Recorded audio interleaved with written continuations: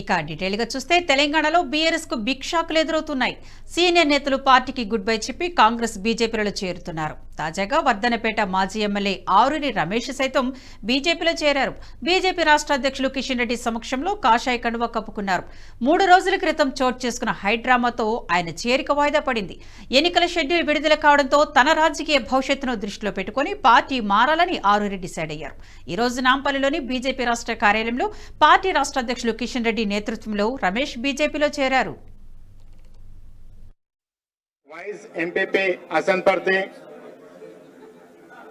దువ్వ శ్రీకాంత్ గారు 64వ 46వ డివిజన్ అధ్యక్షులు, రాజేందర్ గారు ఎంపీటీసీ మరి బీజేపీలో చేరాలి అని ఈ భారతదేశాన్ని అన్ని విధాలుగా అభివృద్ధి చేసి 25 కోట్ల ప్రజలకు, అట్టడుగు ప్రజలకు మరి ఈరోజు అన్ని విధాలుగా సహాయ సహకారాలు అందించి అనేక సంవత్సరాల రామ మందిరాన్ని నిర్మించి మరి ఈ భారతదేశంలో అన్ని వర్గాల అభివృద్ధితో పాటు ముఖ్యంగా ఈరోజు నా జాతి కోసం ఈరోజు ఏబిసిడి వర్గీకరణ ఏదైతే ఉందో 30 సంవత్సరాల పోరాటం మరి ఈరోజు అందుబాటులోకి వస్తున్న మోడీ గారి నేతృత్వంలో వస్తున్న పరిస్థితిని గమనించి మరి ఈరోజు బీజేపీలో చేరడం జరిగింది.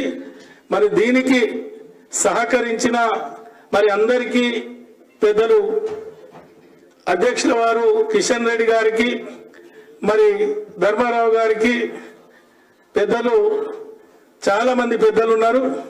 భారతీయ జనతా పార్టీ నేతృత్వంలో ఎన్డీఏ భాగస్వామ్య పక్షాలతో కలిపి 400 స్థానాలు సంపాదించే దిశలో ముందుకెళ్తా ఉంది.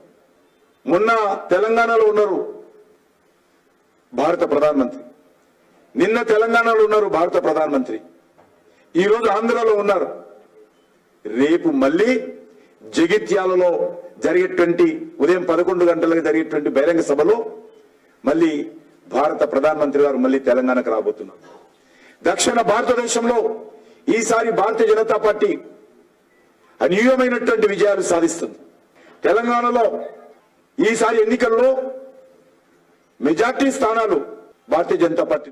ఈ వీడియో మీకు నచ్చినట్టయితే లైక్ చేయండి, 10 మందికి షేర్ చేయండి. అలాగే కామెంట్ల రూపంలో మీ అభిప్రాయాలను మాతో పంచుకోండి. Nationalist hub group of channels ను సబ్స్క్రైబ్ చేసుకుని తెలుగునాట జాతీయవాద జర్నలిజాన్ని ప్రోత్సహించండి. ఈ వీడియో కింద ఉన్న బెల్ ఐకాన్ పై క్లిక్ చేయడం మర్చిపోవద్దు.